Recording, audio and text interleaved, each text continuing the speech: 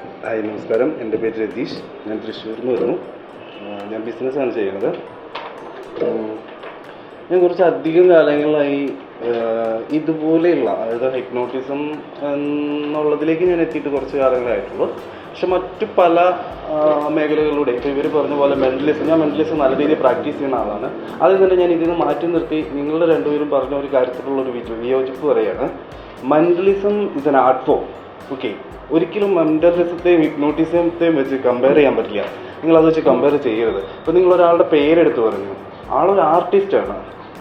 Hypnotism ഒരു സയൻസാണ്, ശരിയല്ലേ sir? Hypnotism ഒരു സയൻസാണ്.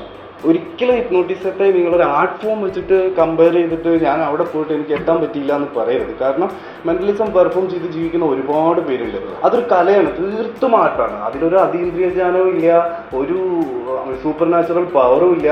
ഏത് വ്യക്തിക്കും പ്രാക്ടീസ് ചെയ്താൽ ചെയ്യാൻ പറ്റുന്ന ഒരു കല മാത്രമാണ് മെൻ്റലിസം.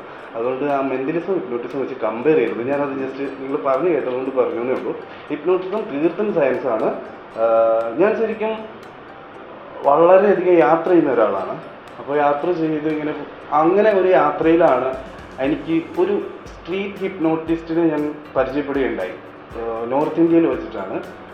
അന്ന് മുതലാണ് ഞാൻ ഹിപ്നോട്ടിസം ചെയ്യാം. അപ്പോൾ എൻ്റെ മൈൻഡിലുള്ള ഒരു ഹിപ്നോട്ടിസം സ്ട്രീറ്റ് ഹിപ്നോട്ടിസം ആയിരുന്നു. അതായത് ഞാൻ മെൻ്റലിസം പെർഫോം ചെയ്യുന്നതുകൊണ്ട് തന്നെ ഞാൻ സ്ട്രീറ്റ് ഹിപ്നോട്ടിസത്തിൻ്റെ പല മേഖലകളും നിലവിൽ യൂസ് ചെയ്യുന്നുണ്ട്. ഇപ്പോൾ ഞാൻ മെൻ്റലിസത്തിൽ ഉപയോഗിക്കുന്നുണ്ട്. പക്ഷേ ഞാൻ ഈ ഇൻസ്റ്റിറ്റ്യൂട്ടിനെ പറ്റി ഓൺലൈനിൽ കാണുകയും ഇവിടെ വരികയും സാറിൻ്റെ ക്ലാസ്സുകൾ അറ്റൻഡ് ചെയ്യുകയും ചെയ്തപ്പോഴാണ് അതിൽ നിന്നും എൻറ്റയർലി ഡിഫറൻ്റ് ആണ് നമ്മുടെ സാറിൻ്റെ ക്ലാസ്സുകളും ഈ ഒരു എക്സ്പീരിയൻസും.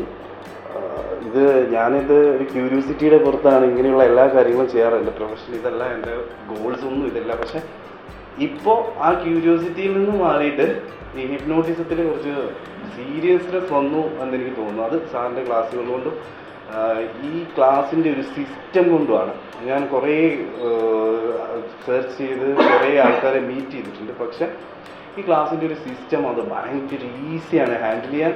അതുപോലെ സാറിൻ്റെ ക്ലാസ്സുകളും വളരെ വളരെ മനോഹരമാണ്. ഞാൻ മനസ്സിലാക്കിയ ഒരു കാര്യം, ഞാൻ കുറേ ക്ലാസ്സുകൾ അറ്റൻഡ് ചെയ്തിട്ടുണ്ട്.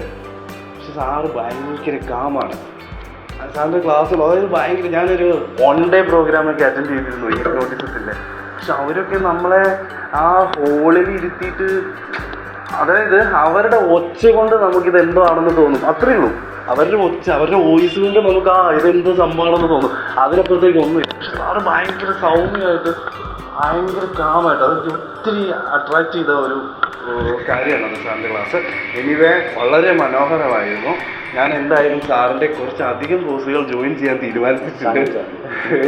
എനിക്ക് ഇൻട്രസ്റ്റഡ് ആയിട്ട് ഇഷ്ടപ്പെട്ട കുറച്ച് കോഴ്സുകൾ ഞാനിവിടെ കണ്ടിരുന്നു. തീർച്ചയായിട്ടും ഞാൻ സാറിനെ ഫോളോ ചെയ്യും. വളരെ മനോഹരമായിരുന്നു.